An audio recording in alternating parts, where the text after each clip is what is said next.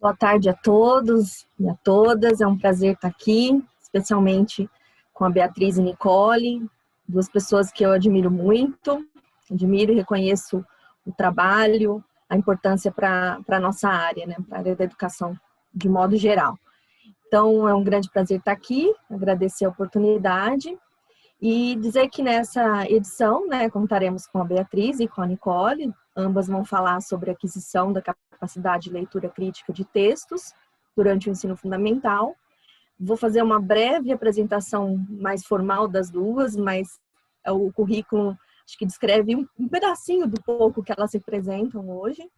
A Beatriz Cardoso é doutora em Educação pela Universidade de São Paulo, atua na rede desde 1978, foi presidente da comunidade educativa, SEDAC, tem diversos livros e artigos publicados, participa de diversos fóruns internacionais, organizados por diferentes universidades, dentre elas a Universidade de Harvard. Foi nomeada Senior, não sei falar o direito, mas é fundador. Como, Bia? Ashoka. Perfeito. É fundadora e presidente do querido Labedu, Laboratório de Educação, onde divide a coordenação geral dos projetos. A Nicole Paule Piedra é mestre em International Education Policy pela Faculdade de Educação de Harvard, onde recebeu o prêmio de contribuição intelectual do seu programa em 2015, formada em Ciências Sociais e Estudos Latino-Americanos também pela Universidade de Harvard. Iniciou sua atuação no Labedu em 2013, como parte da equipe de pesquisa do projeto de monitoramento do Pacto Nacional pela Alfabetização na Idade Certa. Atualmente é diretora de conteúdos da instituição e divide a coordenação geral dos projetos. Então, é um grande prazer tê-las aqui conosco. Seguindo o formato do webinar, né, ele é proposto por uma apresentação inicial, que vai ser conjunta da Bia e da Nicole, seguida por perguntas escritas e abertas ao público em geral. As perguntas serão feitas pelo QIA, mas quem estiver no painel pode levantar a mão, que a equipe registra as perguntas, e ao final eu vou procurar agrupar as perguntas em blocos temáticos, e aí as nossas convidadas têm um tempo para respondê-las. Acho que é isso, se eu não esqueci nada, Tiago. Então, a gente já pode passar a palavra para as nossas palestrantes de hoje, e é um grande prazer ouvi-las.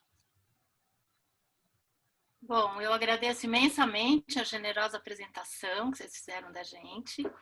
E então a gente vai se dividir, eu e a Nicole, nós temos muito para falar, a gente se anima com o nosso trabalho. Se a gente estiver passando da hora, vocês avisem para a gente, porque a gente realmente, o assunto é extenso, né? E a gente tem prazer em compartilhar. Então, assim, para a gente é mesmo uma alegria poder apresentar o nosso trabalho aqui com vocês. Primeiro porque a equipe do LEPS tem sido uma excelente parceira, tem sido um prazer trabalhar com vocês proximamente, como a gente tem feito nos últimos anos. E porque as trocas que a gente tem tido, todo mundo aprende. Eu acho que tem esse jogo bom, né? Que está todo mundo envolvido e aprendendo muito.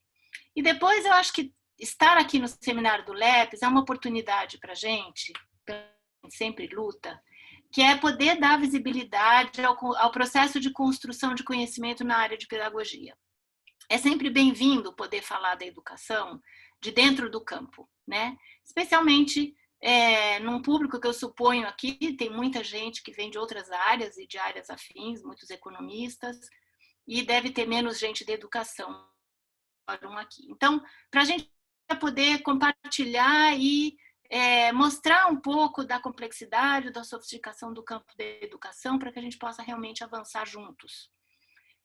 E de uma maneira geral, eu acho que, claro, sempre tem exceções, e a equipe do LEPS é uma exceção, mas a gente pode dizer que, em geral, as propostas de qualificação da educação, elas muitas vezes, elas operam, eu vou chamar assim, entre aspas, de fora para dentro.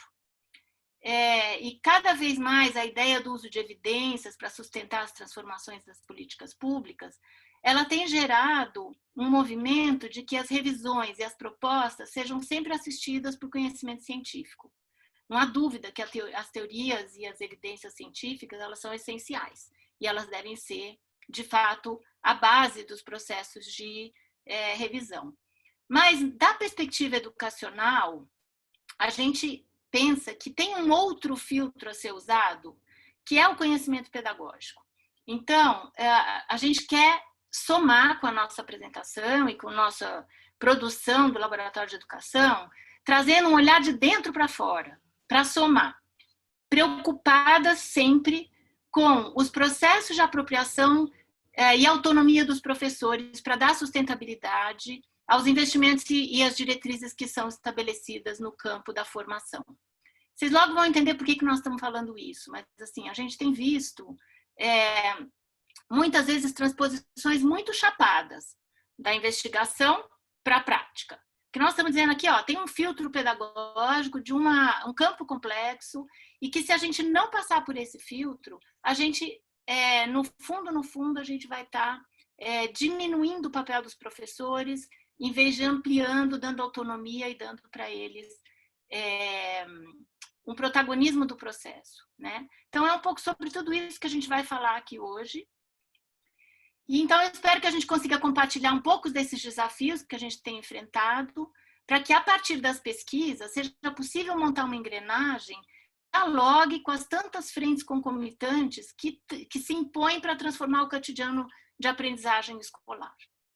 Então, vamos lá, vamos tentar mostrar como tem esse outro campo sofisticado e complexo, que tem que ser acionado para transformar os achados das pesquisas em diversas áreas do conhecimento em ação pedagógica consistente na ponta. Esse projeto que a gente vai apresentar aqui hoje, ele é muito antigo, ele começou em 2011, ainda na outra instituição que era o SEDAC, que eu fazia parte, a Andrea Guida, e a gente lá tinha um desafio, foi um desafio que iniciou, porque nós fizemos o Trilhas, que não convém aqui entrar, mas é um projeto na área de aquisição da leitura e da escrita para crianças pequenas, no momento da alfabetização, e aí surgiu a coisa, o que seria um Trilhas 2? Qual é o próximo gargalo, qual é o próximo desafio que está posto no campo da aprendizagem, na área da linguagem, que a gente tem que enfrentar? Foi assim que tudo começou lá em 2011. Então, são muitos anos de investimento para chegar onde vocês vão ver que a gente vai descrever aqui um pouco. Pouco recurso, porque, na verdade, essa dimensão toda que eu estou tentando chamar a atenção, ela é pouco valorizada. A pesquisa, a investigação, a busca por um caminho ainda tem pouco lugar no campo da educação. Então, é por conta mesmo da nossa teimosia e persistência de uma equipe obsessiva que a gente avançou tanto, quanto vocês vão ver que a gente chegou em 2020 ainda com o mesmo projeto crescendo. Na educação, a gente acredita que para a educação avançar é preciso investir nesse tipo de experimentação até a gente chegar numa coisa que seja consistente, né? Em geral, o recurso ele vem quando a gente já tem algo para testar. E isso demora para a gente chegar lá, né? Então, todo esse período aí foi mesmo um investimento institucional importante que a gente fez.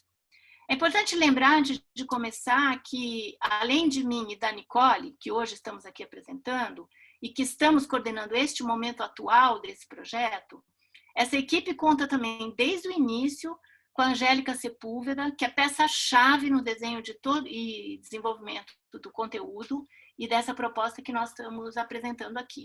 Também a Andrea Guida, que é a nossa parceira na gestão geral do Laboratório de Educação, e a Andrea está desde os primórdios nesse projeto e ela coordenou as etapas anteriores a esta fase que nós estamos aqui.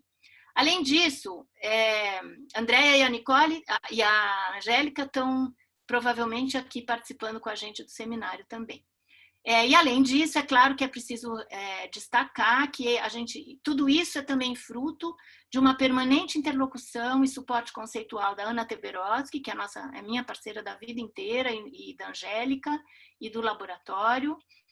E desde a concepção inicial do projeto, a Ana esteve junto da gente, trazendo muito, aportando muito conhecimento. E mais recentemente a gente tem como parceira a Paola Uccelli de Harvard também. Então, isso é só uma breve abertura. E vamos lá, Nicole, acho que pode... Vamos entrar mais concretamente no assunto do projeto, né? Então, a gente sabe que a tarefa prioritária da escola é favorecer que os alunos desenvolvam a capacidade de ler e compreender textos. Mas a gente também sabe, acho que pode pôr na próxima, Nicole, a gente também sabe que há uma fragilidade enorme nos resultados que a gente tem alcançado no país. A gente está longe de oferecer para os alunos as ferramentas necessárias para que eles transitem no mundo do conhecimento e, consequentemente, para até garantir o próprio percurso da escolaridade deles. Então, eu não vou detalhar, isso aqui é só para trazer para vocês que a gente está ancorado em dados que são publicados e que são parte de pesquisas, onde a gente sabe que os índices de aprendizagem deixam muito a desejar. Partimos desse ponto quando a gente vai procurar estruturar todo um trabalho para enfrentar esse gargalo que está posto. Tá? Pode mudar. Bom, recentemente a gente participou junto com a equipe da Paola Uccelli, Sarah Draydon e o Felipe Barreira, a gente participou da pesquisa Learning for All. Nós fomos as responsáveis pela tradução e validação do instrumento que mede a aprendizagem da linguagem acadêmica nas crianças. Então, nós aplicamos esse teste em 10 escolas da rede de São Paulo, nesse processo de pesquisa, e lá eu vou fazer um recorte muito específico de tudo que a gente descobriu, mas só para dar sequência na nossa proposição. Tem um dado muito importante, a gente identificou que a aprendizagem dos textos informativos é significativamente pior do que dos textos narrativos. Como a gente pode ver aqui, em 10 escolas vulneráveis da cidade de São Paulo, nos textos narrativos, 45%, quase 50% de desempenho, enquanto que dos textos informativos cai para quase 30%. A mesma coisa a gente verificou junto com o LEPES, agora aplicando o mesmo instrumental, que é o PEARLS, nesse caso, que é um instrumento internacional também validado. A mesma realidade, ainda pior, na rede municipal de Caieiras, que é onde a gente vai atuar com este projeto no ano que vem, se o Covid permitir. Então, a gente levantou esse dado e chama muito a atenção que se mantém esse recorte de que as crianças vão vão mal, mas um pouco melhor em texto narrativo do que em relação a texto informativo. Bom, o que explica essa diferença? Basicamente, a gente pensa, isso são as nossas hipóteses, né? E o nosso conhecimento da área. Há uma predominância de textos narrativos nas séries iniciais. Então, nas séries, desde a educação infantil até o período da alfabetização, os textos que chegam são textos narrativos, literatura infantil. Excelente, maravilhoso, devem continuar, são fundamentais, mas a gente vê que a criança tem muito pouco convívio com outra linguagem de textos escritos e isso se manifesta nesses dados, né? A outra coisa que a gente também sabe é que há uma complexidade inerente aos textos informativos que estão presentes nos livros didáticos nas diferentes áreas do conhecimento a partir do 4º ano, que é exatamente a série em que a gente está trabalhando para esse projeto. Então, quando começam as disciplinas específicas, que precisam de textos informativos e que o conhecimento vem envolvido num texto que tem uma característica que eles têm muito pouca frequentação e muito pouco conhecimento, isso é um outro fator relevante que explica essa fragilidade no desempenho das crianças. E as aprendizagens feitas com um tipo de texto não se transferem para outra. É isso que a gente tem entendido claramente. Quer dizer, conhecer, ler e ter acesso a textos de literatura não quer dizer que você está preparando já a criança para que ela entre nessa outra aventura que é a leitura de textos que trazem conteúdos específicos, de disciplinas específicas.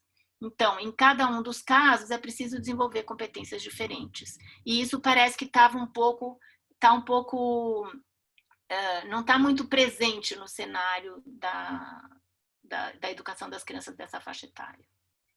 Pode mudar, Nicole. Bom, então, sobre o que nós estamos falando, né, quando a gente destaca os textos informativos, isso que eu acabei de dizer.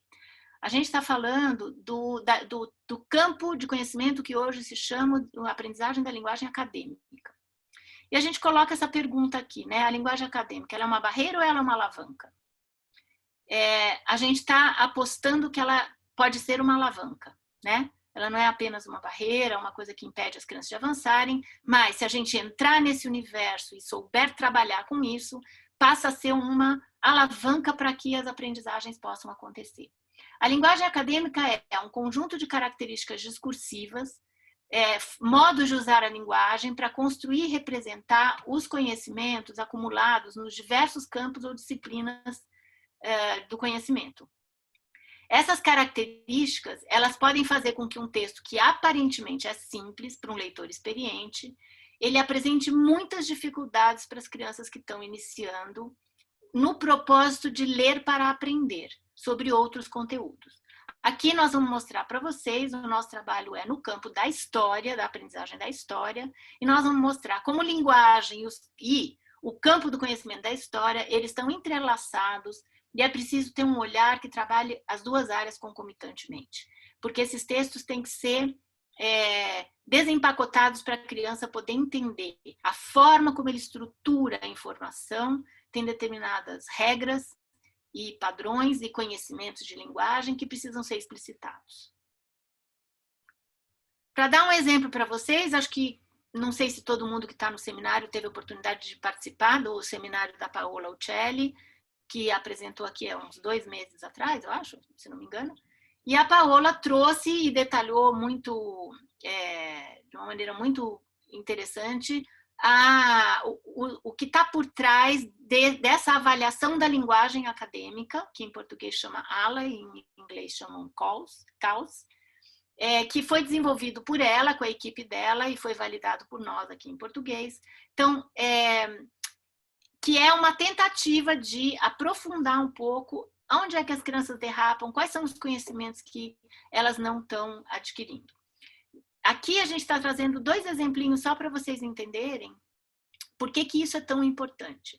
Então, numa questão como essa aqui, que está apresentada aqui para vocês, que tem que preencher essa lacuna aqui, né? A gente está trabalhando com os conectores, né? Então, a gente está trabalhando com conectores e marcadores discursivos. Então, João prefere usar tênis durante o verão. A criança tem que identificar qual dessas 4 palavras abaixo ela colocaria aqui para poder fazer conexão com a próxima informação que vem.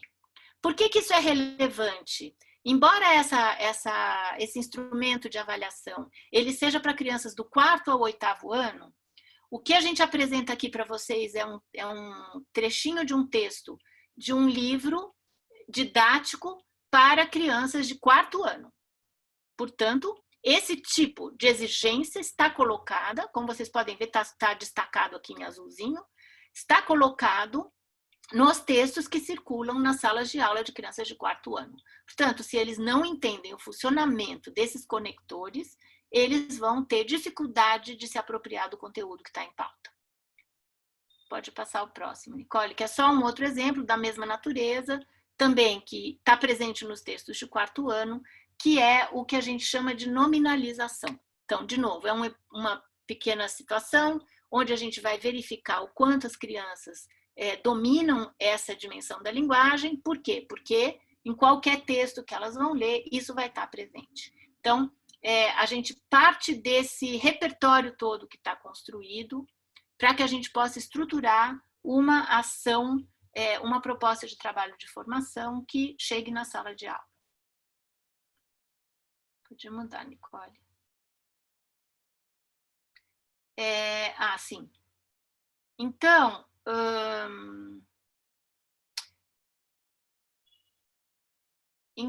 deixa que eu me perdi aqui. Sim, tudo isso para dar um contexto geral para a Nicole. A Nicole vai apresentar agora o desenho do projeto, ela vai entrar mais fundo no detalhamento de todas as demandas e os recortes que são necessários a gente prestar atenção para botar para rodar algo que, de fato, consiga chegar na sala de aula e qualificar os professores para que eles entendam o que eles estão fazendo.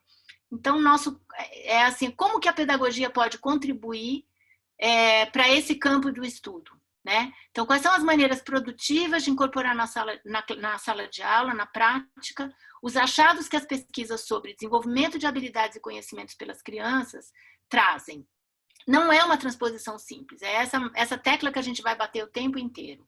Então, ao se deparar com dados sobre a importância da linguagem acadêmica, muitas vezes a gente pode ter um impulso imediato e mais imediatista de que então vamos ensinar a linguagem acadêmica para as crianças de forma isolada, vamos fazer um pacote, né, um módulo de trabalho com as crianças para explicar para elas o que é linguagem acadêmica. Não, é justamente essa é a nossa preocupação, né? Como que a gente pensa de forma integrada o que precisa ser ensinado, de que maneira precisa ser ensinado para considerar as dimensões que podem transformar o trabalho em sala de aula produtivo. Não adianta explicar para a criança, dar aulas e dar apostilas e exercícios para ela entender o que é a linguagem acadêmica. É no uso que ela vai entender. É no uso e no processo de aprendizagem das áreas de conhecimento que ela vai colocar isso em prática e vai aprendendo. Então, a Nicole vai agora assumir, detalhar os caminhos que a gente percorreu para criar uma metodologia que ajude a enfrentar esses desafios. Dar conta desse recado é diferente, como eu disse, de fazer uma preparação prévia. Não é um conteúdo curricular, é um conteúdo transversal. E é isso que a gente vai tentar mostrar aqui, contando para vocês todo o nosso caminho para estruturar o desenho desse projeto. Obrigada, Bia.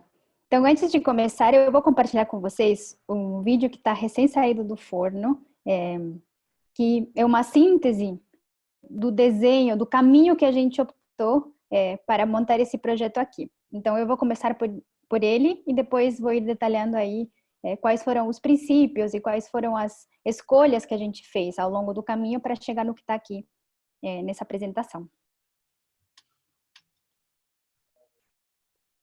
É curtinho. Como professora ou professor, você sabe que os textos escolares são uma ferramenta muito importante para suas aulas. Mas já percebeu como as crianças têm dificuldade para entender esse tipo de material? Às vezes, logo depois de ler junto com a classe um parágrafo que para você parece básico, seus alunos não conseguem responder perguntas simples sobre o conteúdo. No 4º ano do ensino fundamental, acontece uma mudança estrutural. Até o momento, a maior parte dos textos com os quais as crianças tinham contato eram histórias e, de repente, elas têm que lidar com ideias e conceitos abstratos por meio de textos acadêmicos que são feitos para dizer o máximo possível em poucas palavras. Essa síntese, apesar de fazer com que o texto fique mais curto, cria uma estrutura muito mais complexa do que aquela que a criança está acostumada e usa a linguagem de um jeito diferente do que ela conhece. Então, é natural que ela acabe tropeçando em questões que podem até parecer óbvias para os adultos. Mas não precisa ser assim. Toda criança tem a capacidade de pensar sobre a escrita e de aprender a usar a linguagem de vários jeitos. Quando o professor estimula essa capacidade, a criança ganha controle sobre as formas de produção e de comunicação do conhecimento de diversas áreas. Ela aprende a ler para aprender. A compreensão dessa linguagem é uma porta de entrada para o mundo do conhecimento, que vai permitir que a criança ganhe autonomia para analisar, comentar e produzir textos sobre o conteúdo de qualquer disciplina. E você pode ser uma peça-chave nesse processo. Com uma mudança no olhar, no jeito como você aproxima a criança desses textos, a mesma linguagem acadêmica que num primeiro momento afasta os alunos pode se transformar em um grande aliado na busca pelo conhecimento.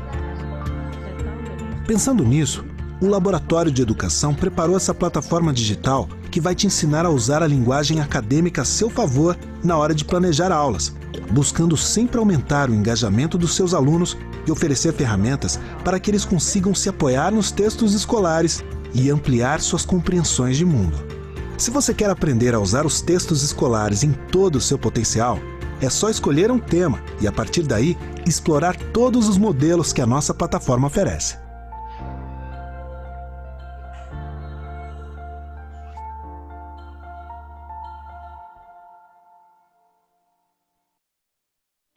Bom, agora que já tem um panorama geral sobre o que esse projeto se propõe a fazer, eu vou mergulhar em duas camadas do desenho do projeto.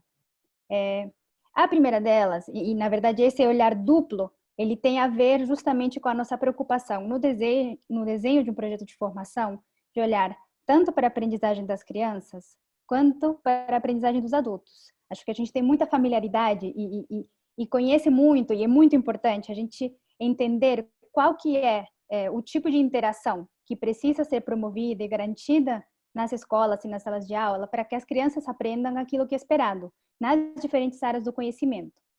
Mas é menos comum, tem menos visibilidade, a gente discute menos o que é preciso fazer para que os professores se apropriem dos conhecimentos que fazem parte do repertório profissional que deve compor a sua prática. Então, a gente, para o desenho desse projeto, e por isso que o percurso tem sido longo, como a Bia foi detalhando, porque a gente se debruçou tanto sobre a dimensão que se refere à aprendizagem das crianças, quanto com a dimensão que se refere à aprendizagem dos adultos. E são processos de desenvolvimento de conteúdos e de estratégias, processos que não podem ser concomitantes necessariamente, porque aquilo que você precisa fazer para arredondar uma parte não necessariamente se transpõe para outra. Então, você precisa de um olhar intencional justamente para conseguir que o professor se aproprie do conhecimento envolvido e que ele consiga colocar em prática aquilo que a gente espera a partir desse conhecimento que já foi acumulado por meio de diferentes pesquisas. Então, começando pela dimensão das crianças. Eu vou começar aqui mostrando para vocês um breve trecho de um dos vídeos que a gente tem produzido ao longo do projeto, de uma situação de sala de aula. Que a partir desse trechinho eu vou depois destrinchar um pouco quais foram esses princípios que a gente incorporou no desenho do projeto. Então, olhando tanto para aquilo que se espera que as crianças façam, aquilo que se espera do professor, qual que é a situação produtiva na sala de aula que a gente quer contribuir e construir. Então, vamos lá, rapidinho.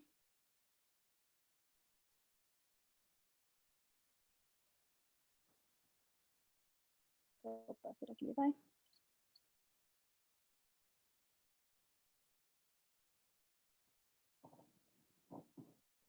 Vocês estão... Não está indo, né?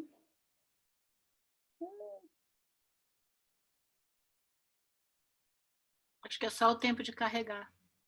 Será? É pesado assim? É só o tempo de carregar, Nicole. Ai, não. É porque mudamos de link. Puxa vida. Você pega depois para mim, Bia, enquanto eu vou avançando, você pega o passo 4 que está na pasta? Pego. Daqui a pouquinho eu localizo. Mas vamos lá. Então, eu vou entrar direto aqui e depois vou fazer ao contrário. Vou explicitar primeiro os princípios, depois a gente olha como é que eles se colocam na prática. Então, como a Bia falou, a gente fez uma escolha, que foi a escolha de entender como que a dimensão da linguagem acadêmica está presente no trabalho com textos de disciplinas específicas, que a gente entende que a linguagem acadêmica, como a Bia falou, é transversal e tem especificidades.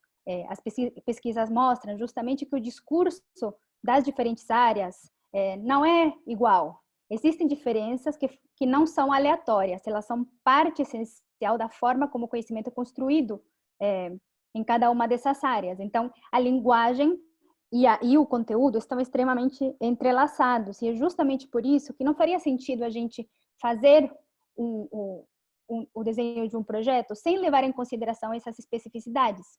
Inclusive, no início do projeto, a gente começou um percurso que se propunha a contemplar tanto a área de História quanto a área de Ciências com suas especificidades.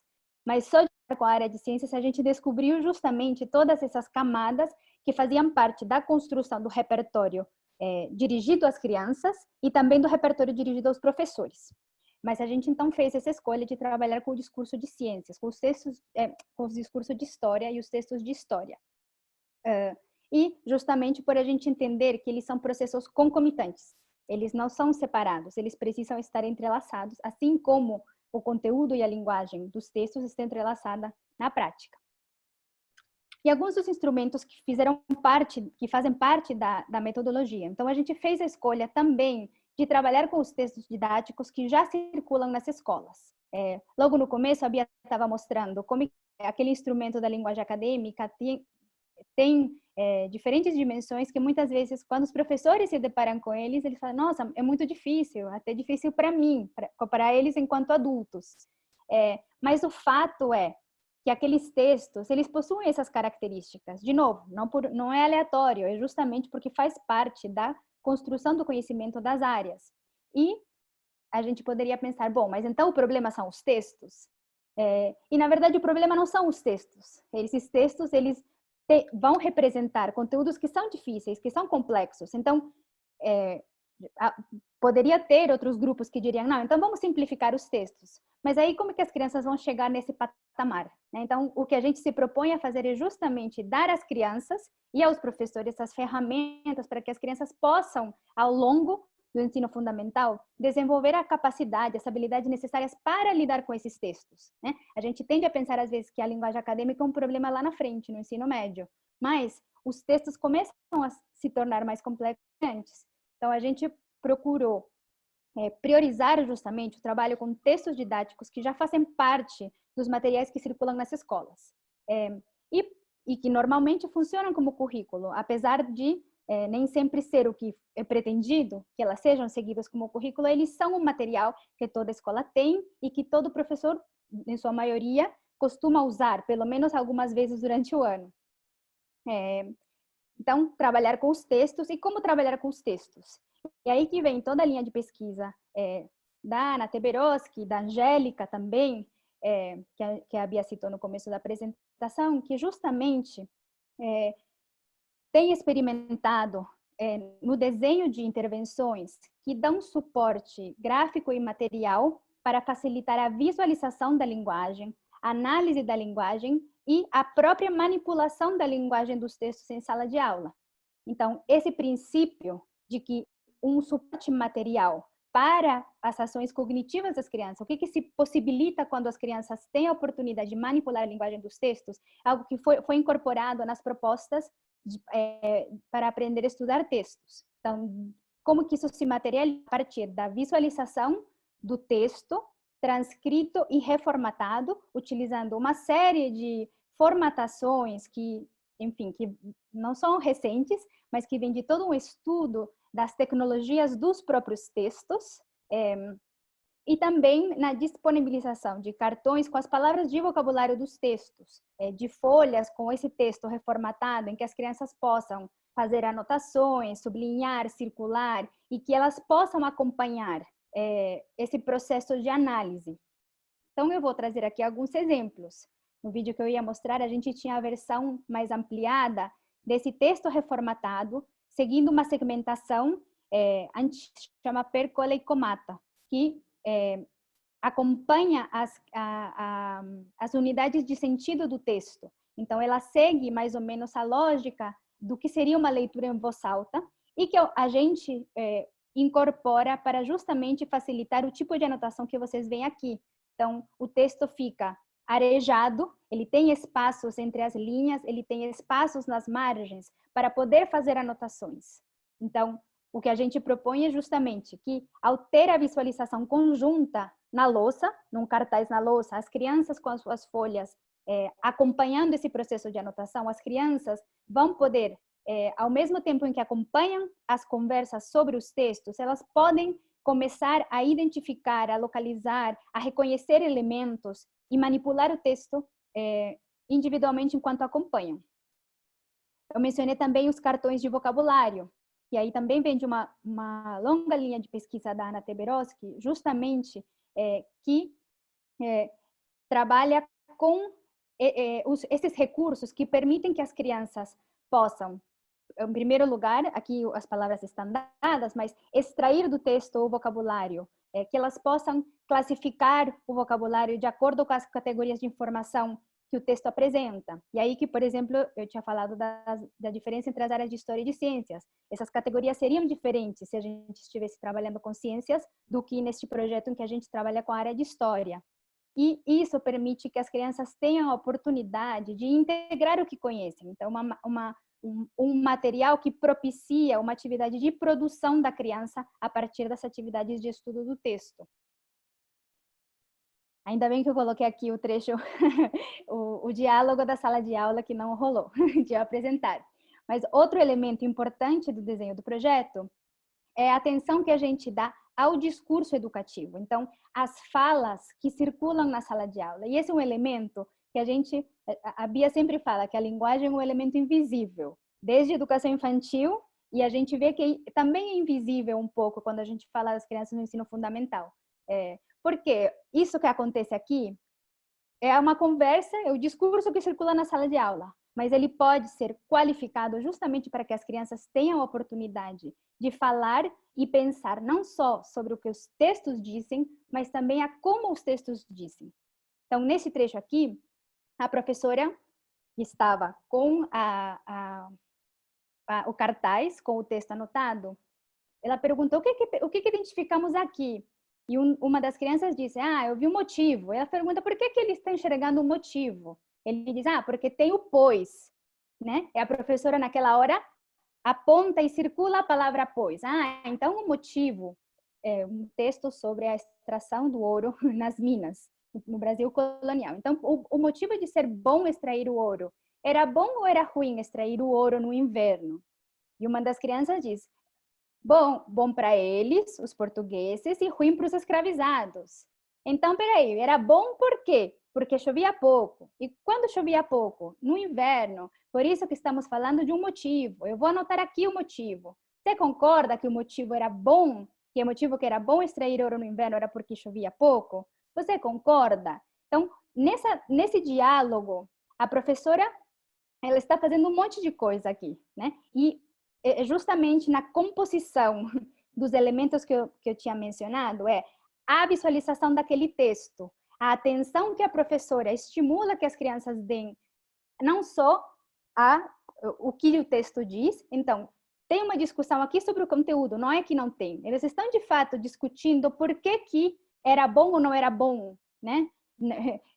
Que a extração dos metais ocorresse no inverno. Tem essa camada da discussão, mas a discussão vai além. As crianças estão entendendo como que esse raciocínio é construído.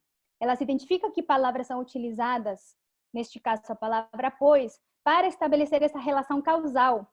Então, é justamente esse contexto que é criado a partir dos elementos que estão por trás das atividades de leitura e de estudo do texto que a gente propõe, que as crianças têm a oportunidade de se apropriar concomitantemente do conteúdo de história e da linguagem que é utilizada para representar esse conteúdo, em que, de fato, as relações causais estão na base da construção desse conhecimento, né? Não existem só relações temporais no campo da história. Existem relações causais que são muito importantes para compreender e poder justamente alcançar os objetivos que se propõem, né, que as crianças alcancem ao final do 4º ano do ensino fundamental, do 5º ano. Aqui que eu perdi. Você achou? Bia? Tá mudo.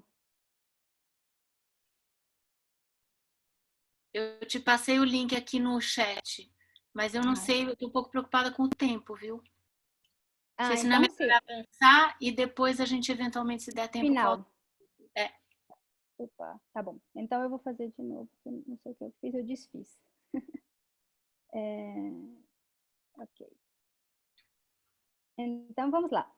Então, para a gente chegar aqui, como a Bia comentou, a gente teve um longo percurso, né? A primeira sistematização que a gente fez começou com um trabalho intensivo que a Angélica fez, de analisar uma amostra de livros didáticos de História e Ciências que foram mais escolhidos no PNLD de 2013, no edital de 2013. A partir dele, a gente foi justamente identificando quais as características principais desses textos, que relação eles tinham com as caracterizações de textos de livro didático que tinham sido feitos em outras partes do mundo. A partir deles, também foram sistematizados os primeiros exemplos de sequências de atividades. A gente fez um estudo de caso sobre implementação de algumas dessas sequências junto a 2 professores no Mato Grosso. E a gente aprendeu um monte de coisas sobre o que era suficiente, o que não era, o que ajudava, o que era inviável, o que precisava de mais explicação sobre como e por que aquilo era importante. E isso resultou na produção do caderno de referência do projeto, que aí sim já sistematiza e organiza numa linguagem mais acessível, como é a linguagem dos textos de história, e também estrutura todo um repertório de atividades para aprender a estudar textos, atividades que não são isoladas. Elas não são assim, você lê não tem só o momento da leitura, é uma visão articulada do que preciso fazer antes para preparar as crianças para a leitura, o que preciso fazer durante a leitura do texto, e como que, de acordo com as características do texto, com os objetivos que se quer alcançar, que pode se estruturar atividades de estudo e que resultem sempre numa atividade de produção, em que as crianças tenham a chance de consolidar suas aprendizagens, colocando em jogo tudo que foi estudado. E aí, a gente voltou a campo. Então, a cada sistematização, a gente voltou a campo, avançou, entendeu o que era suficiente, o que não era suficiente, identificamos que era preciso, agora sim, oferecer mais modelo. E voltamos para campo. Então, o resultado do trabalho é um repertório muito bem estruturado, numa linguagem que a gente já testou várias vezes, explicações que já foram complementadas, modelos que foram acrescentados. A gente tem uma seção no nosso material, no caderno de sequências didáticas, que chama Procure e Evite.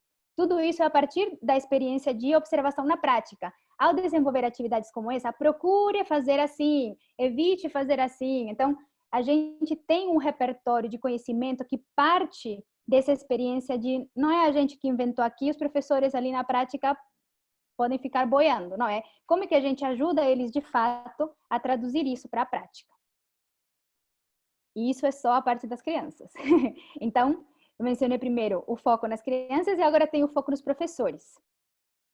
O que isso significa? Então, eu já falei que os professores precisam, e a gente estruturou o projeto em torno de alguns conteúdos que o professor precisa conhecer, precisa se apropriar para poder implementar as propostas que a gente desenhou, e não só das propostas em si, mas dos princípios que estão por trás. Então, para isso, o professor precisa se apropriar desses conhecimentos sobre a linguagem, desse repertório de atividades, além de o porquê. Por que essas atividades, não basta saber que poderiam fazer aquilo, mas eles entenderem por que isso é importante. Então, são conteúdos de naturezas diferentes e eles se estruturam na prática não de maneira linear. Não é que a gente, quando organiza a formação, a gente fala, bom, então agora vamos falar de linguagem e agora das atividades. A gente desenhou um percurso que ele ocorre em espiral, porque a gente entende que o professor precisa ser o sujeito do processo formativo, então ele precisa ir se apropriando desses conhecimentos e aprofundando cada vez mais os modos de fazer. Então, a gente estruturou a partir dos textos, o texto é a nossa unidade, o nosso módulo é o texto. Então, a cada texto que a gente modelar, que a gente propõe que as professoras trabalhem com seus alunos, a partir dessa seleção que eu mencionei antes, dos livros didáticos da área de história, a gente organizou um percurso que permite que eles vão se aprofundando a partir desse texto. Que fatia, que recorte de conteúdo de linguagem a gente pode aprofundar aqui, para estudar esse texto com as crianças. E para as atividades, como é que a gente aprofunda uma dimensão do trabalho? Então, ao longo de um percurso formativo que envolve 10 textos, os professores têm acumulado esse repertório que, em outros contextos, eles poderiam ter sido apresentados um de cada vez. Agora linguagem, agora atividades. Então, essa é a lógica do trabalho que a gente propõe. Pia. agora aqui já, só para ir fechando, então, resumindo, né, o que a gente veio falando até aqui? A gente veio falando que as evidências científicas, elas dão insumos para a gente iniciar um outro trabalho científico também, que trata da compreensão e investigação do processo formativo para que ele seja produtivo. Quer dizer, como fazer um trabalho com professores que, de fato, permita que eles se apropriem. É para criar professores autônomos e capazes de dialogar com a realidade da sala de aula. Porque quem faz essa ponte toda com as crianças é o professor, né? Então, ele tem que entender muito bem o que está por trás. A gente poderia dizer que é um trabalho em espiral, né? Esse gráfico que está aqui, ele detalha o que a Nicole acabou de explicar claramente, mas assim, são tarefas encadeadas que vão acontecendo e é num espiral porque faz 10 vezes na nossa proposta, né? É um ano de trabalho, a gente tem um cronograma que cabem 10 processos de planejamento e de estudo com essa sequência encadeada. Então, o que a gente acredita é que os planejamentos e as aulas e os registros, eles levam à necessidade de busca de maior aprofundamento. E os registros, eles influenciam um novo planejamento, e o novo planejamento influencia uma nova aula. Então, consequentemente, depois de 10 vezes que você experimenta isso de maneira assistida, você faz um mergulho profundo nas questões pedagógicas da sala de aula, nas questões do conteúdo e no processo de trabalho, instalando uma cultura profissional onde os professores vão se apropriando desse processo para poder conduzir em sala de aula. Acho que pode... Isso. Com a colaboração valiosa do LEPES, da equipe do LEPES, da Fabíola, da Mayra, da Juliana, a gente, junto com eles, acabou chegando nesse diagrama complexo aqui, que é a síntese da nossa teoria de mudança. Então, aqui a gente traduz um pouco tudo isso que a Nicole falou, está no centro esse processo de trabalho regular, onde a partir de uma experiência que se repete, que se aprimora, o professor vai se apropriando, e aí a gente vai alcançando todos os propósitos que a gente tem. Acho que tomaria muito tempo detalhar, mas fica à disposição para quem quiser olhar e perguntar mais, e a gente pode aprofundar um pouquinho para poder ter tempo para o debate. E só para finalizar, para dizer onde é que nós estamos hoje, né? A gente chegou até aqui, nós estamos aqui nessa linhazinha azulzinha final, onde depois de tudo que a Nicole narrou, a gente estava previsto para, em 2019, fazer um trabalho com a rede municipal de Caieiras, todos os professores do 4º ano, a gente ia implementar esse trabalho de formação, na verdade não com todos, com metade, porque a gente ia ter um grupo controle e um grupo de professores em tratamento que estaria passando por essa metodologia. Veio o Covid, a gente foi impedido de fazer, estamos com muita esperança de que em 2020 e 2021 a gente possa, em parceria com o LEPES e com o Harvard, a gente vai fazer, então, a implementação desse processo e, em paralelo, a gente vai estar fazendo uma pesquisa para entender como é que esse processo de formação se dá e que resultados ele alcança. E, ao lado de tudo isso, a gente está desenvolvendo uma plataforma que nasceu. Inicialmente, ela ia ser uma plataforma que era um repositório de conteúdo e ela acabou se desenvolvendo, por sorte, porque em tempos de Covid, a gente agora tem a plataforma também como uma aliada para que a gente possa dar continuidade, inclusive em cenários adversos. A partir de 2020, essa plataforma vai estar no ar e ela está ficando muito bacana. Essa plataforma tem, como vocês viram, alguns trechinhos de vídeo, porque nós fizemos uma produção de vídeos para poder um professor que chega, a gente supõe que ele vai estar num processo formativo com a gente, mas de qualquer maneira, todos aqueles passos, o que a gente aprendeu, que é o processo, a cadência de formação necessária, a gente tentou reproduzir isso na plataforma. Está ficando muito interessante e ela vai ser uma ferramenta muito útil. E além do mais, como a gente é bem louca, a gente está desenvolvendo também uma ferramenta linguística que vai estar acoplada na plataforma, porque da nossa experiência em todos esses anos anteriores, a gente vê que os professores, eles se engajam, eles aprendem e ficam muito felizes com tudo que eles aprendem, mas esse é um trabalho que demanda muita preparação. E eles não têm tempo para preparar. Então, nós estamos desenvolvendo uma ferramenta linguística sofisticada e complexa que vai estar ali disponível para os professores em formação, que eles entram no texto que eles vão trabalhar e essa ferramenta já faz uma análise do texto e devolve para o professor, porque eles não têm tempo de ficar, para cada situação de sala de aula, fazendo tudo o que é necessário fazer. Então, a gente está se aliando à tecnologia para tentar dar um apoio concreto para o professor para viabilizar que ele faça um trabalho consistente em sala de aula. Então, assim, teríamos milhões de outras coisas para contar, a gente tentou enxugar um longo processo para compartilhar e estamos aqui à disposição para conversar sobre essa experiência.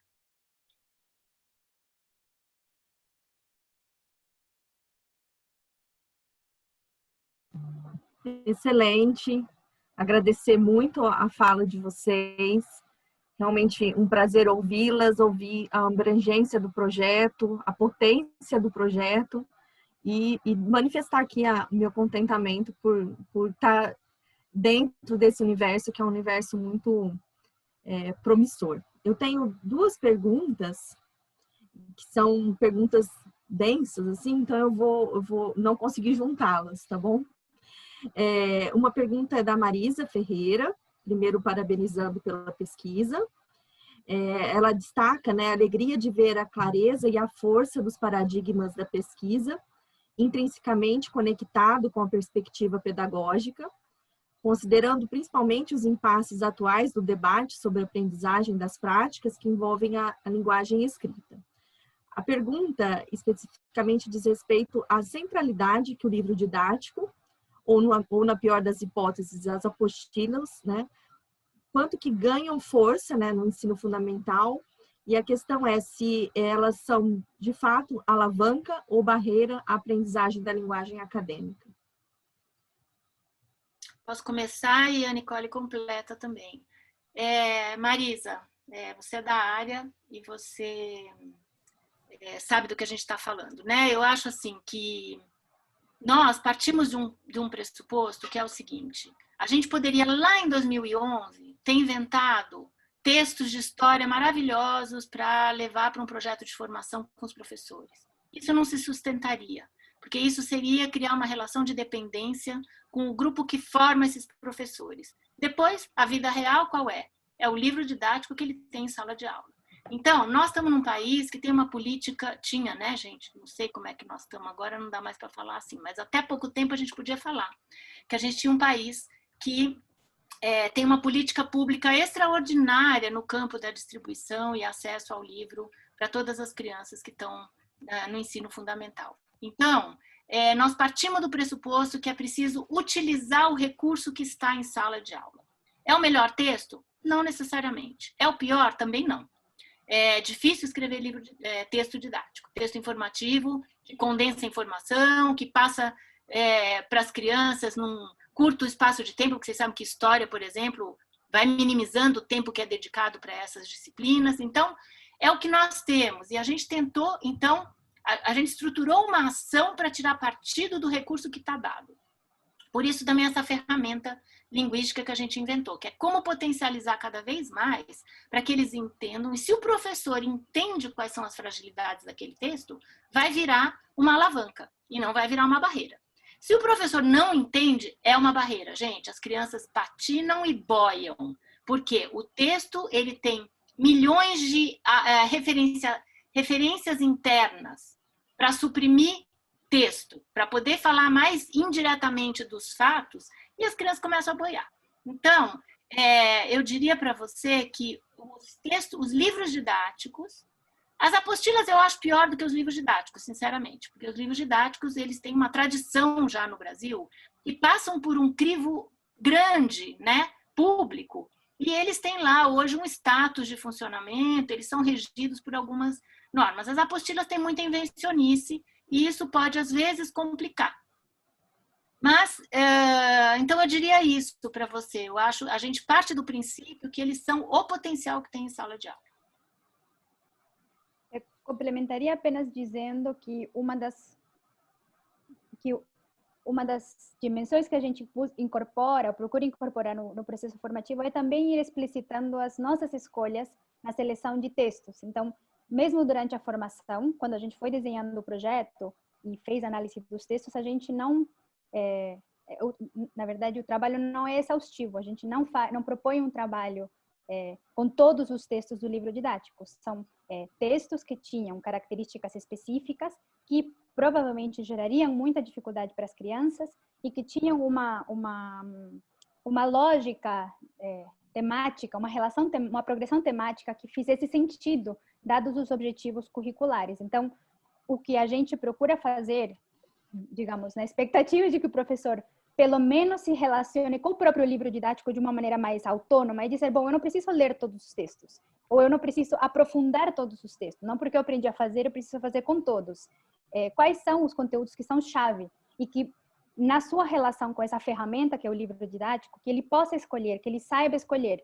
E, no nível mais avançado ainda, assim, onde esperaríamos chegar, é que o professor reconhecesse também que talvez tenha questões de conteúdo que aquele livro não responde e que então ele pode procurar ele em outros lugares. Mas, claro, a gente tem chegado até um certo ponto nesse processo que a gente desenvolveu, um processo de 9 meses, mais ou menos, e a gente espera que, numa consolidação de um trabalho desses, a gente conseguisse também fazer com que o professor tivesse essa relação com o próprio livro, né, de conseguir ir além. Só complementando duas coisinhas para a Marisa. Uma é que esse não é um projeto de desenvolvimento curricular, isso é muito importante de ficar claro. Isso é um projeto de formação de professor, para dar uma matriz de aprendizagem para o professor, para que ele possa incorporar isso na prática dele de desenvolvimento curricular. Como a Nicole disse, para ele saber selecionar texto, para ele saber qual é o texto que as crianças vão derrapar, que está mais condensado, enfim. Então, não é desenvolvimento curricular. A gente não pega o campo de história e faz uma sequência curricular a ser implementada. A outra coisa também é que a gente procura, embora o foco é o texto, e a gente inclusive bota aí essa bandeira, faça do texto seu maior aliado, todo o trabalho é feito para que elas ampliem a interação em sala de aula, promovam discussões em sala de aula e migrem também, saiam do texto, né? Então, que elas tragam um vídeo, que elas promovam debates, que elas transformem aquilo em desenhos. A gente tem desenhos extraordinários de representação do que foi lido no texto, que elas façam maquetes. Então, assim, a gente promove que elas saiam do texto, mas o eixo central é o texto didático que está em sala de aula. Perfeito, Bia e Nicole. Tem uma pergunta que complementa essa, então eu vou fazê-la primeiro, né? Do Francisco, ele pergunta se a proposta, né, da BNCC acolhe esta formulação, especificamente essa ênfase no ler para aprender. Acho que você respondeu um pouquinho, mas se pudesse... É o Chico Soares, meu querido. Chico, que prazer ter você aqui com a gente. Olha, a gente faz no nosso trabalho um exercício de mostrar para as professoras que tudo que a gente está falando dialoga com demandas que estão postas, tanto na base curricular na área de linguagem, quanto na área de história. A gente identifica lá o que a base está, os itens da base que dialogam com esse trabalho que a gente está fazendo. Agora, se isso é a ênfase da base, aí é uma longa história, né? Eu acho que a base ficou muito fragmentada, tem um excesso de coisas que é pedido e de vez em quando a gente perde um pouco o foco e os professores ficam fazendo um monte de atividade para responder aqueles códigos que estão postos lá. Então, a gente faz um trabalho de desconstruir essa lógica e de mostrar como o trabalho é integrado. Então, nós estamos trabalhando história e linguagem ao mesmo tempo, sempre, porque uma depende da outra, desde que você conheça as características de cada área. Então, eu acho que cabe perfeitamente no que se espera na base, porque isso vai estar em diálogo com a expectativa de aprendizagem que a gente tem para as crianças. Então, nesse sentido, eu acho que sim. Se a base põe a ênfase no ler para aprender, eu diria que precisa analisar com mais cuidado. Tem apenas a gente fez um mapeamento nesse processo todo das conexões tem muitas conexões num campo que chama campo de pesquisa e estudo, se não me engano, da base de língua portuguesa. E o que é interessante é que justamente as propostas, como eu mencionei, que são justamente tem a sequência do trabalho que é feito antes, durante e depois da leitura, dialogam justamente com dimensões diferentes do trabalho com a linguagem que se espera das crianças. Então, tanto a ideia de reconhecer no texto indícios do que vai ser tratado, formular hipóteses, até identificar coisas muito específicas, como, por exemplo, as cadeias referenciais, como é que os elementos que a Bia mostrou ali, que tem no ALA, no instrumento da linguagem acadêmica, que estão explícitos na base de língua portuguesa para, se não me engano, desde alguns dos objetivos, desde terceiro ano até o quinto. Ótimo. Francisco está com a palavra, assim, se precisar complementar alguma questão para as meninas, Francisco, é só abrir o microfone. Acho que respondeu, né? Bom, eu vou para um... Você está me dando a palavra, mas a Bia me contemplou muito, no sentido que, se a BNCC foi um avanço, nós estamos num momento em que a gente precisa reinterpretá-la. Então, o fato da BNCC, diferentemente de outros referenciais, não colocar na prática o texto, mas as habilidades, isso complica. Quando eu vou para a literatura, as pessoas falam, sim, texto literário, texto informativo e texto das outras disciplinas. Quer dizer, a nossa... E aí entraria esse projeto que me parece maravilhoso, de dizer, olha, a criança tem que ser exposta a isso. Ou seja, é só para insistir, a base nos ajuda, mas a gente não pode ficar restrita a ela, mesmo porque a ênfase da base está no que ela chama de habilidades. A vida pede a ênfase nos textos. Essas coisas não brigam, entende? Mas eu prefiro ficar no texto. Perfeito, Chico. Eu acho que se a gente não tomar cuidado com isso, os professores vão ficar soterrados tentando responder habilidade por habilidade. Perde de vista a essência do processo de aprendizagem, que é justamente a linguagem como ferramenta de conhecimento de mundo, né? Ela é uma ferramenta. Existe todo o conhecimento disciplinar, cada um tem sua estrutura de funcionamento, não é a mesma coisa, esse projeto não aplica para ciências tal e qual. Por quê? Porque o mundo das ciências tem as suas regras, né, de como explicar esse conhecimento que está em questão. Então, se a gente não tomar cuidado, a gente vai realmente se perder, né? Tanto é que o dado inicial que eu mostrei, que o desempenho das crianças é muito mais frágil com texto informativo do que com texto literário, tem a ver com isso. Perdeu de vista as características do texto, o que nós estamos ensinando, o que é a escolaridade de uma maneira mais ampla, né? Ótimo, acho que as outras perguntas aqui, elas vão caminhando por essa linha de raciocínio também. É uma pergunta do Rafael Muli, diz assim, tomando a fala, né, de vocês como referência, especialmente da Nicole, que apontou que a escrita acadêmica sofre mudanças de área do conhecimento para a área do conhecimento, pensando em cada parte, né, com relação à concepção, variáveis, enfim. Não seria interessante pensar em um formato único para trabalhar a escrita acadêmica, a linguagem acadêmica? Penso num formato de projetos de pesquisa e ações como o Pequeno Cientista ou pré-iniciação. São formatos que evidenciam o desenvolvimento de uma série de fatores como autonomia, raciocínio crítico e etc. E auxiliam no desenvolvimento de competências que a criança pode futuramente utilizar em diversas ações, profissões ou até mesmo para fazer uma pesquisa. E complementando essa pergunta, tem a pergunta do Daniel, que se refere à escalabilidade dessas ideias, né? Destaca, né, a possibilidade que as crianças têm de chegar a esse conteúdo, pensando exatamente na formação inicial do professor, como que isso poderia ser trabalhado, que de fato isso se reverberasse no currículo para todos, né? E a Juliana também, né, quer saber já mais de um ponto de vista prático, né, que se a construção da plataforma, se ela aponta essas possibilidades de generalização, principalmente dessas dimensões da formação do professor, sobre como ensinar a linguagem acadêmica de uma forma geral e não tanto restrita às áreas do conhecimento. Posso só complementar?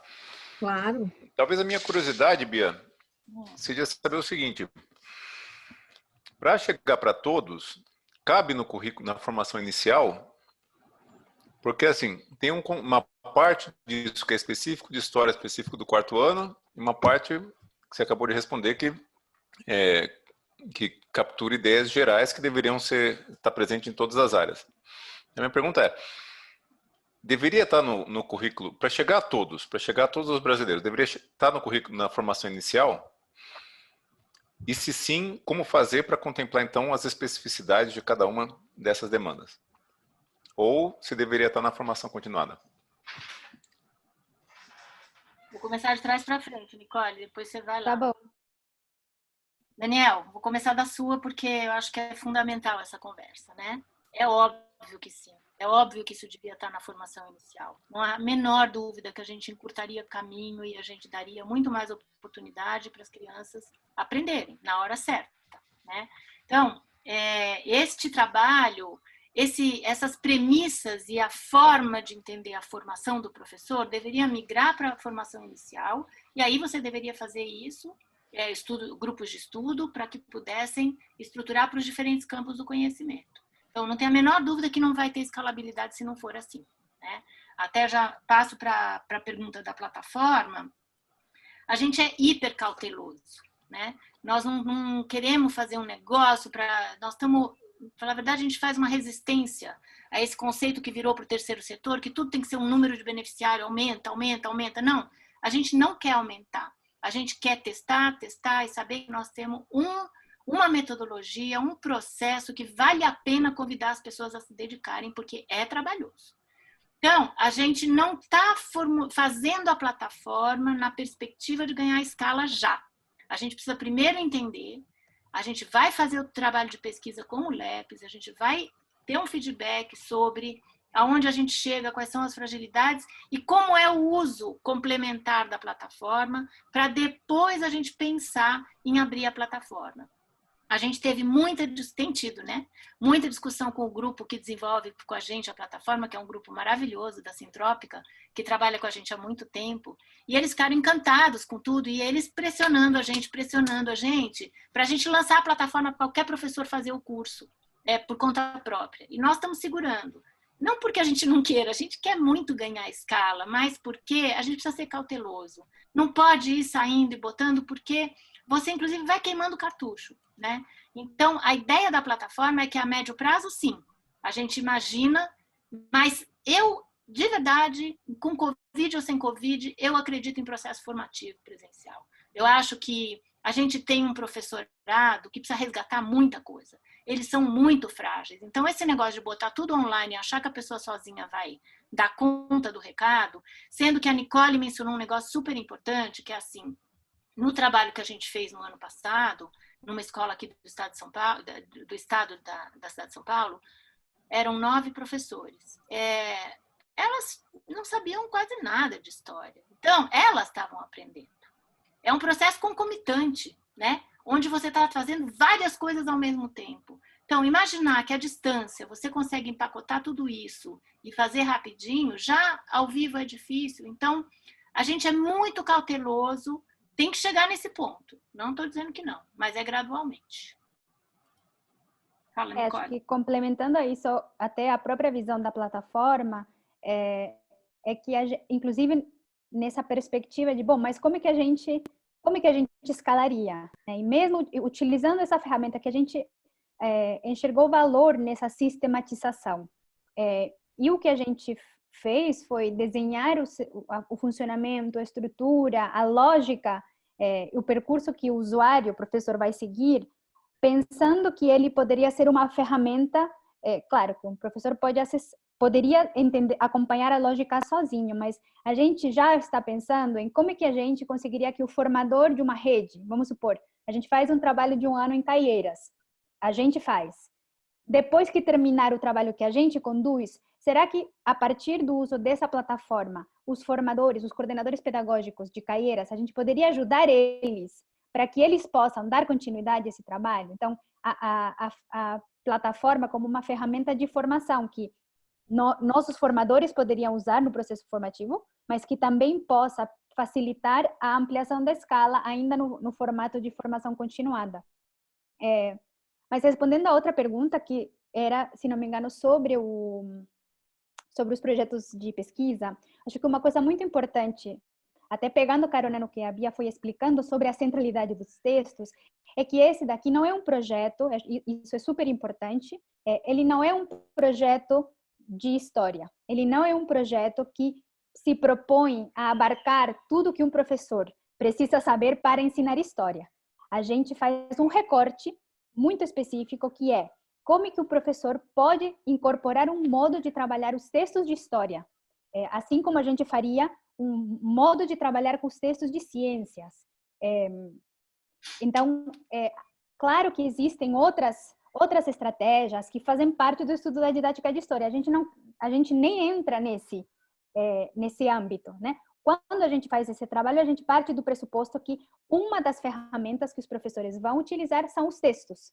Então, a gente quer que neste pedaço eles se incorporem e aprendam a se relacionar com ele de uma maneira diferente, que eles tenham autonomia para escolher, que eles consigam identificar e antecipar as dificuldades que as crianças vão ter e que eles consigam organizar o seu planejamento.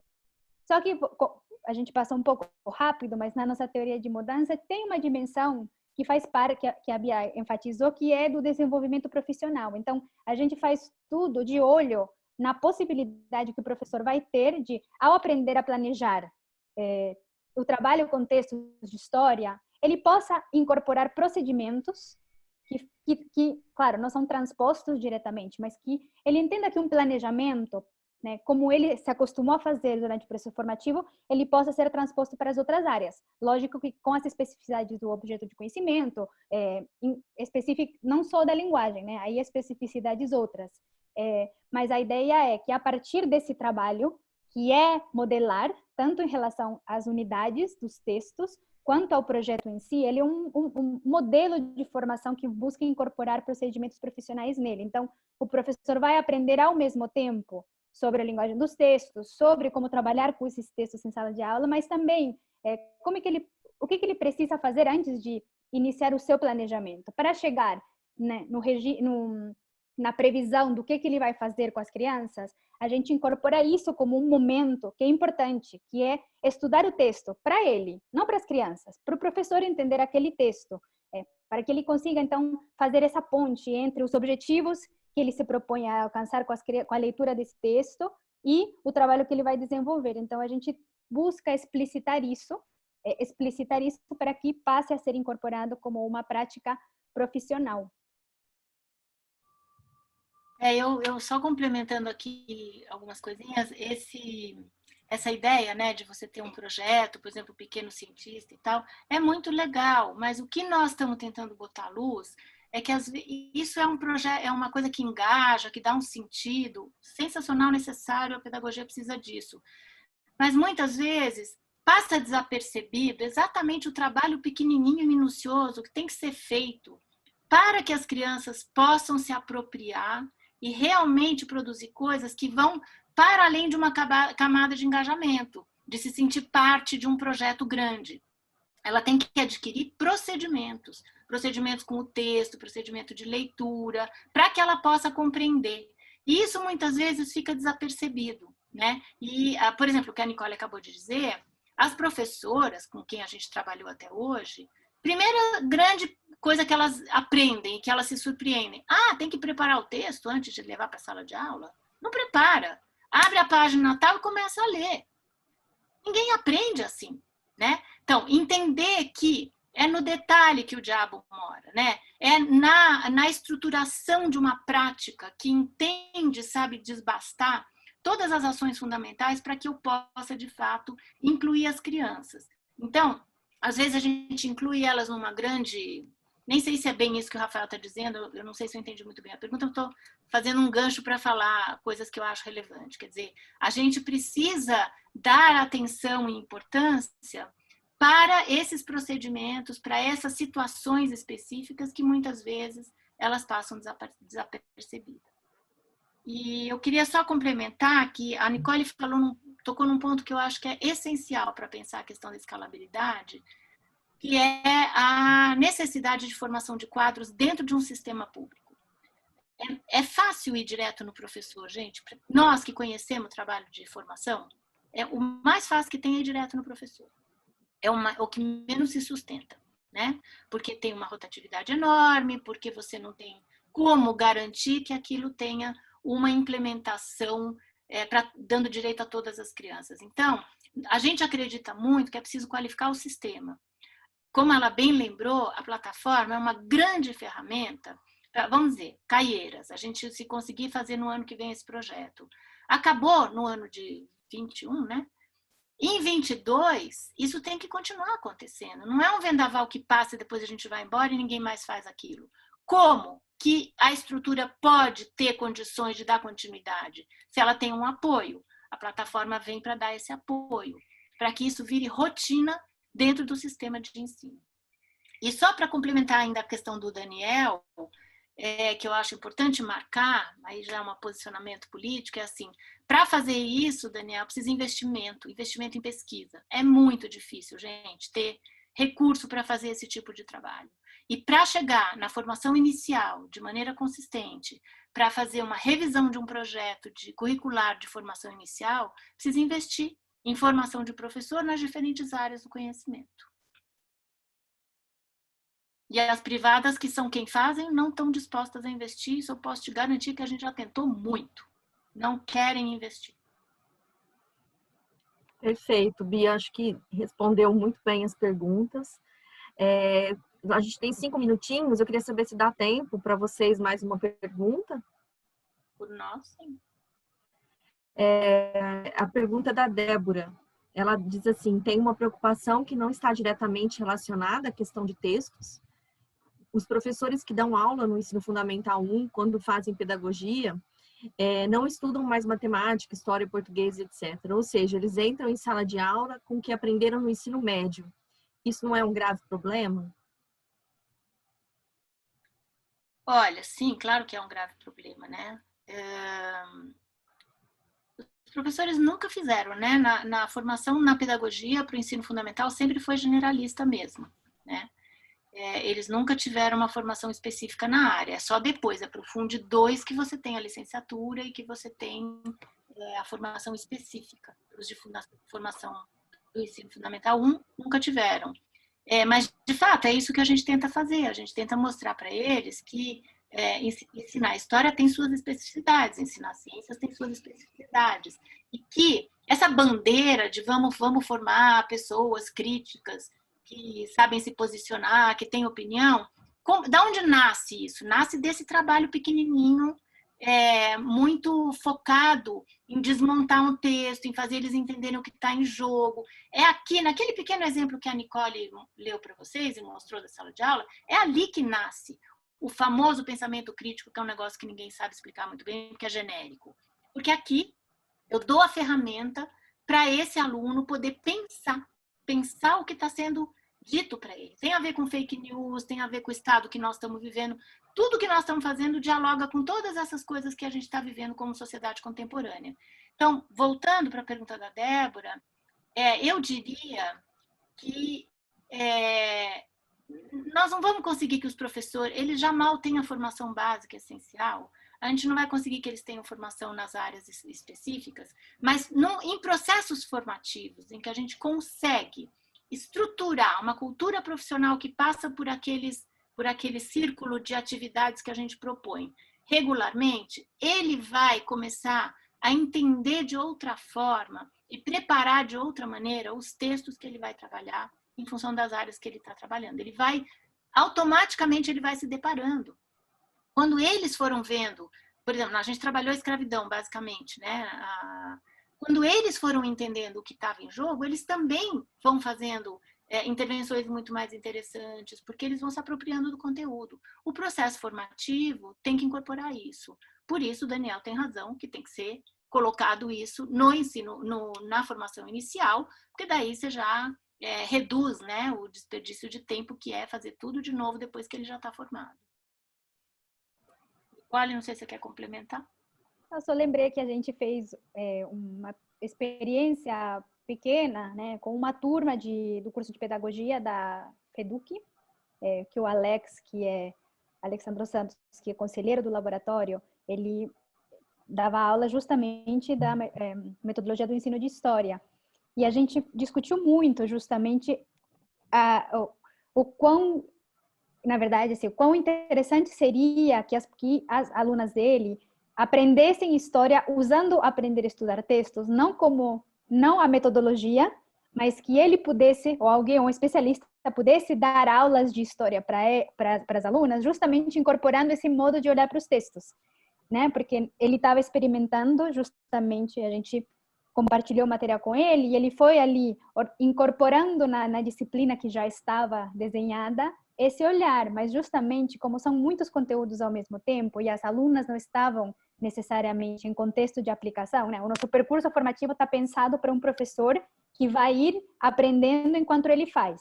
Então, o aprofundamento de certos conteúdos depende daquilo que ele vai fazendo e vai voltando para aprofundar mais, para questionar, para trazer exemplo. Então, tem uma lógica que foi pensada para esse processo formativo que não necessariamente se aplicaria à formação inicial. A gente precisaria pensar em novas estratégias ou adaptar estratégias justamente para esse contexto.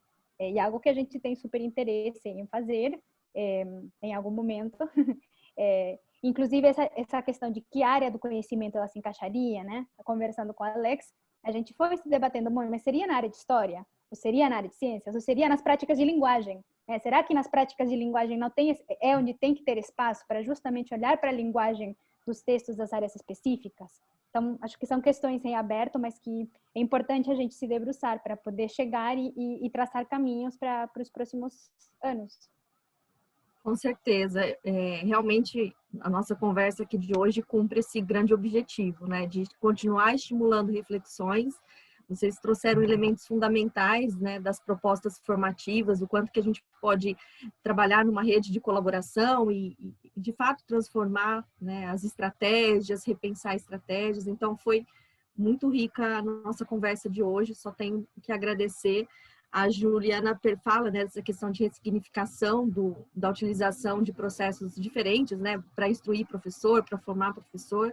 Isso, a fala de vocês elucidou muito, muito bem isso. Acredito que vocês responderam e nos presentearam com uma fala bastante inspiradora. Mas, Fabiana, eu preciso responder a Juliana, que ela colocou aqui, se não é melhor um equilíbrio com o movimento construtivista que tem estado em voga na educação. Nós somos profundamente construtivistas. Então, essa proposta que a gente está apresentando aqui é uma proposta que nasce de uma visão construtivista, de toda a informação que tem esse arcabouço teórico. Então, não, acho que não pode confundir as coisas. Eu acho que hoje nós estamos numa época que virou uma guerrinha, como tudo vira uma bobagem.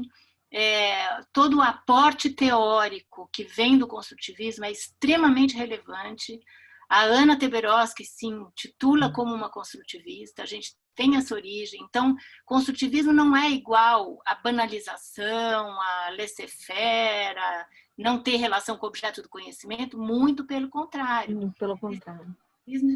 Desculpa, mas é que eu acho importante posicionar isso, né? Para além dos modismos, né, Bia? Acho que foi muito importante, porque na educação a gente tem esses movimentos aí muito efêmeros, né? E o que a gente sabe de base teórica é muito profundo, né? Bem distante dos modismos. Agradeço, obrigada por você ter lembrado. Vou passar a palavra para o Daniel. Pois é, mas agora o problema é que com essa provocação eu não vou resistir, cara. Bia, deixa eu dizer o que é uma, talvez, última pergunta que eu queria te ouvir. Mas eu tenho a sensação que hoje, as faculdades de educação, elas têm dois modelos. Tem um modelo que é herdeiro do ensino normal, e que gira muito em torno do material estruturado, com uma visão de que o professor é um implementador de um monte de coisa que já está postilada. E você tem do outro lado uma outra vertente, que eu acho que é onde muito do que eu entendo de como o pensamento construtivista se tornou tão presente na Faculdade de Educação, que traz muitos teóricos com muito pouco esforço para saber como que isso aí pode ser feito, e feito em escala, e feito para todos. Eu enxergo muito o teu trabalho tentando cobrir essa lacuna. De ter, quer dizer, porque para mim as faculdades de educação são profissionalizantes como são as de medicina. Quer dizer, você tem um profissional que você quer formar e você deveria preparar ele durante 4 anos para fazer, né? Ele pode pensar também, claro que pode, refletir, inovar na ciência. Mas 99% das pessoas vão lá para sair de lá e passar de aula e ensinar. Como médico alguns vão criar novas formas de fazer cirurgia, a maioria vai lá para fazer. Mas eu acho que existe uma lacuna aqui. Eu não sou crítico do construtivismo, não. Eu fui educado de maneira construtivista e admiro muito. Mas nesse debate, eu acho que não é só um debate teórico. São poucos os pensadores construtivistas que estão preocupados em formar pessoas que saibam usar isso também no dia a dia. A maioria quer, até por um fenômeno de projeção, que o outro vá lá e invente uma teoria nova.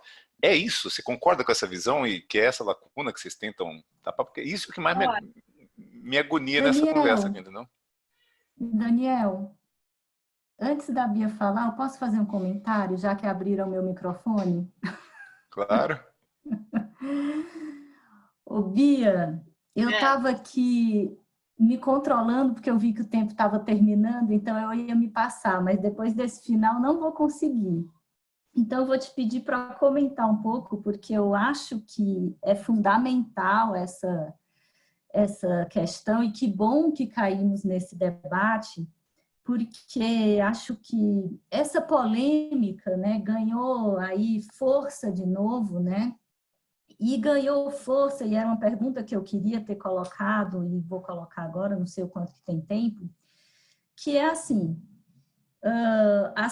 há uma crítica, lógico, você já pontuou muito bem aí essa questão, ao construtivismo. Daniel, eu discordo de que tenha poucas pessoas fazendo, acho que tem muita coisa de gente muito interessante, inclusive discutindo prática de alfabetização, leitura e escrita, nos maiores, nos menores, na educação infantil de base construtivista, socioconstrutivista.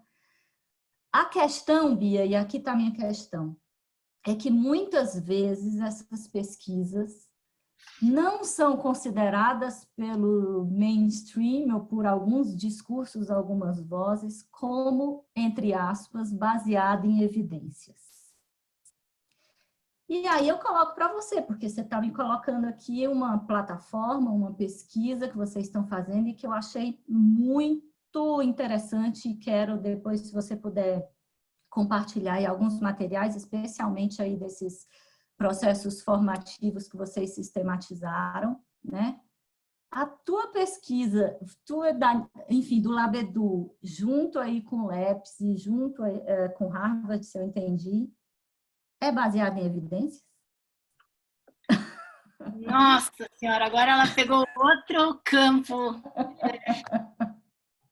Bom, eu acho que se você prestou atenção na minha introdução, eu estava dialogando com isso o tempo inteiro, Marisa. Eu ando profundamente mobilizada por esse assunto, porque eu acho que é um equívoco, né? Eu abri dizendo que eu sou a favor de teoria, a favor de fundamentação, pesquisa científica, mas eu acho que nós vivemos um equívoco hoje em dia na área de educação. Porém, eu tenho um colega que é o Naumar, que é o catedrático da Cátedra de Educação da USP, nós vamos dar um curso juntos. Até o Naumar é epidemiologista, ele vem da medicina. E na medicina aconteceu a mesma coisa, medicina por evidência, a educação importou muitos anos depois. Então, qual que é a minha posição sobre isso?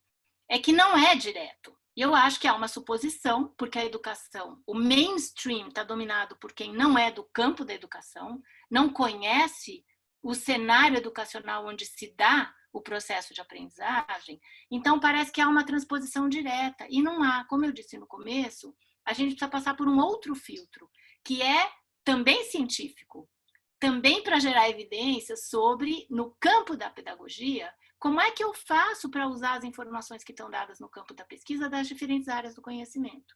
Não dá para pular aí direto e empacotar numa metodologia. Se desse, E aconteceu o que nós duas, eu e a Nicole, estamos chamando a atenção. A gente não acha que vale a pena montar um módulo para as crianças para ensinar para elas o que é linguagem acadêmica. E nas pesquisas está dizendo que as crianças não sabem, que elas precisam dominar esse repertório todo. Mas não adianta fazer esse salto. Precisa passar por um processamento de como levar isso de forma integrada nas práticas escolares, para que eles usem esse conhecimento, e não para que eles saibam teoricamente o que é a linguagem acadêmica, e saibam explicar o conector é isso. Não adianta nada fazer isso com as crianças, eles têm que ver o conector na prática, no texto.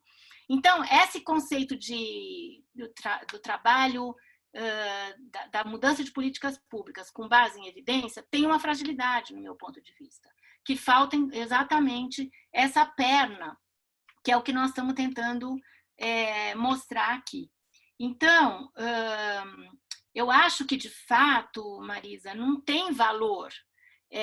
Nós não estamos no mainstream, a gente não recebe financiamento, a gente não tem esse valor como grupo de pesquisa, como outros têm. Então, fica manco. A gente está sempre meio manca. Não é porque não tem gente, a Marisa tem razão. É que as pessoas estão por aí, meio perdidas, lutando para tentar descobrir um caminho, trabalhando na sua escola, na sua rede, mas falta um valor agregado para que isso ganhe um status nas discussões. É só vocês verem quem vai discutir educação no Brasil.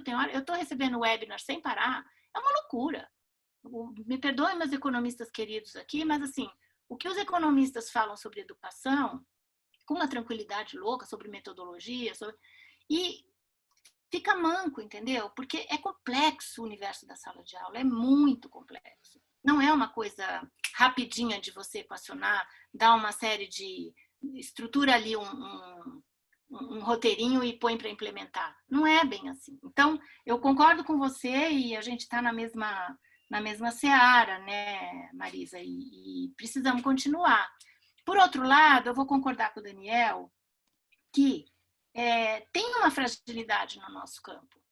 Historicamente tem, pelo processo de formação, pelas pessoas que ele convoca. Então, assim, a gente não tem uma coisa de escala dada em todas as universidades. As universidades, elas têm mesmo uma visão mais teórica, e os cursos, eles passam, basta conversar com a Bernadette Gatti, ela fez um pente fino do que são os cursos de formação na formação inicial, e é uma coisa descolada. Por quê? Porque os professores que estão nas universidades não têm conhecimento e interesse por essa minúcia do processo de aprendizagem na sala de aula, são poucos. Fora do Brasil tem mais, e no Brasil tem também, mas eles não têm muita voz, estão muito isolados. Então, a gente não chega a constituir um campo que impõe respeito, né? Eu acho que falta impor um pouco de respeito a partir desse campo do conhecimento. Então, eu acho que essa dualidade de modelos que o Daniel falou, que a gente tem hoje gente com material estruturado, não é só quem se inspira no magistério, não, viu? Não é. Eu acho que quem estrangeiro na área, no campo, vem com umas metodologias que empacota e deixa o professor um tarefeiro. Estabelece ali um monte de coisas que ele tem que fazer, entrega o plano de aula e o professor vai para a sala de aula. É completamente diferente disso tudo que a gente narrou aqui.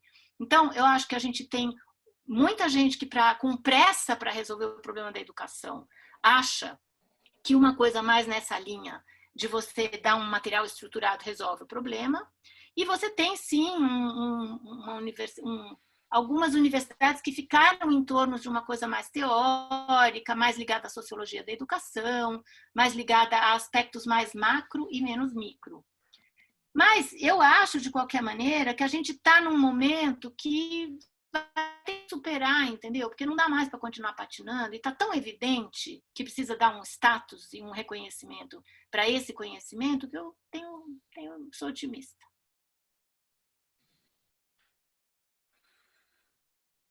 Nicole, quer complementar? Bom, não sou dizer que, do ponto de vista da formulação desse projeto, especificamente, a gente justamente vai na contracorrente do que é isso né, de entregar planos de aula prontos. Mas não significa que a gente não tenha materiais estruturados, mas eles são modelares e eles são explicitamente modelares. A gente explicita que a partir de um percurso que vai ser guiado, que vai ter esse acompanhamento, que vai ter um detalhamento que não necessariamente vai ser inicialmente definido pelo professor, que ele vai aprender a fazer uma série de coisas que depois vão dar para ele autonomia para fazer com o texto que ele quiser. Essa conexão entre a plataforma e a ferramenta que a Bia mencionou é justamente pensando em onde a gente quer chegar. Vamos supor que o professor passou por um ano com a gente, passou por um segundo ano de uma consolidação feita pela rede, aí o professor mudou de rede, está numa outra escola, mas ele aprendeu a fazer aquilo, então ele pode usar a nossa ferramenta para agilizar a elaboração dos materiais para as crianças, mas o professor, o que a gente espera é que ele tenha tido um modelo, e um modelo que é desconstruído. O videozinho que eu mostrei aqui, pena que não deu para mostrar, mas a gente vive fazendo o raio-x das cenas, né? O raio-x da cena pedagógica, do momento, da situação, da conversa das crianças com o professor, o raio-x daquele produto, daquele desenho, o que esse desenho nos diz sobre o que a criança está aprendendo. Então, a gente incorpora a dimensão do modelo como uma parte importante do processo de formação. E a partir desse modelo que a gente espera que o professor ganhe autonomia. Então, eu não diria que é nenhuma coisa nem a outra. Acho que o projeto valoriza sim o modelo, mas ele não é automático. Não é porque você mostra uma boa prática que, agora está tudo transformado. É um processo longo que, como a Bia falou logo no começo, depende da apropriação. E a gente tem investido justamente esses estudos de caso que a gente fez ao longo do processo, são de entender a apropriação que o professor faz desse tipo de estratégia, né? Como que ele entende? O que ele entende? Como que ele faz? Analisa que anotações o professor faz a partir do modelo que ele recebeu. E não ainda bem, né? Mas justamente isso que a perspectiva construtivista, né? O professor está ali se apropriando do modelo que a gente está oferecendo. Não é igual. A gente não quer que seja igual. A gente não espera que seja igual. É justamente para entender qual que é o percurso que cada professor vai seguir na sua apropriação desses novos referenciais e conhecimentos que a gente está introduzindo na dimensão do seu trabalho com os textos. Posso falar mais uma coisinha? Eu sei que está no limite do tempo, mas agora me provocaram. Não, eu pensando aqui, por exemplo, vou dar um exemplo. A gente fez o projeto Trilhas, né, que é um projeto que virou Política Nacional de Educação em 2011, e depois, histórias que não vêm ao caso, não é um projeto com o qual eu tenho mais nada que ver há muitos anos.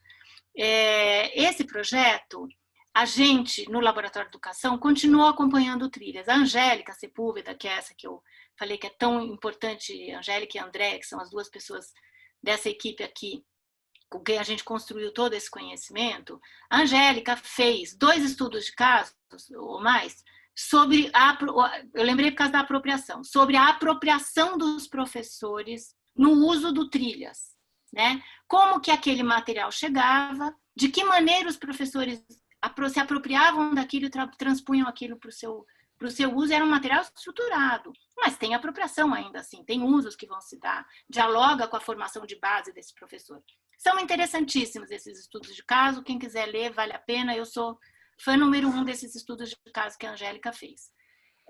O que aconteceu na história desse projeto? Essa parte não teve interesse nenhum de ninguém. O que o Trilhas virou? A Natura entochando o conteúdo da cabeça dela, inventando, desconectando de um conteúdo construtivista, fundamentado. Passaram a inventar um monte de coisa que você não sabe nem de onde veio. Isso vai gerando o que lá na ponta, gente? Não vai gerando um trabalho consistente. Não tem como, entendeu? Então, por quê? Porque precisa ter essas pernas todas associadas. Precisaria ter perseguido mais esse campo da apropriação, entender o uso que o professor faz, a compreensão que ele tem, para voltar a fazer o material de novo, para lançar novas etapas do material. Não, é aqui do meu gabinete, eu invento em cima de uma marca, que é o Trilhas virou uma marca. Então, por isso que eu estou falando, entendeu? Eu acho que é muito complexo tudo que tem que ser feito. E é facilmente reduzido a uma coisa muito simplificada. E é uma pena, né? A gente patina, né? Eu agradeço muito, como eu disse, nós começamos a conversa, não dá para a gente encerrar, né? Mas eu gostaria de passar para o Daniel fazer um fechamento final e dizer que estou muito contente de participar desse momento tão provocador e que realmente ressalta a complexidade de tudo que a gente faz na educação, né? Daniel? Eu queria agradecer a Bia Nicole, também fiquei bastante feliz, acho que nós temos, foi mais uma de várias conversas que nós temos tido. Essa da evidência acho que merece uma outra conversa, Marisa também, mas... Então, eu queria agradecer demais duas pessoas super queridas, que a gente admira bastante aqui no grupo, que têm sido parceiras nossas em várias iniciativas.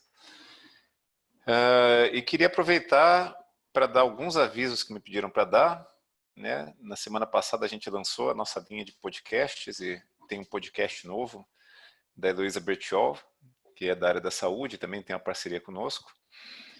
Os próximos webinários, nas próximas semanas, vão ser a Paula na segunda que vem e o João Sato, depois do feriado de finados, né? Nós vamos pular uma semana por causa de outro feriado. Aí o João Sato trabalha na interface de neurociências com educação e tem um bocado de coisa tecnológica na pesquisa dele, então para quem gosta desse lado mais de inteligência artificial e outras novidades na educação, é bem jovem, né? Está bem ativo.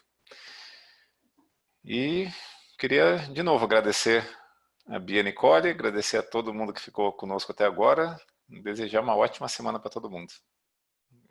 A gente aqui agradece. Obrigada, gente.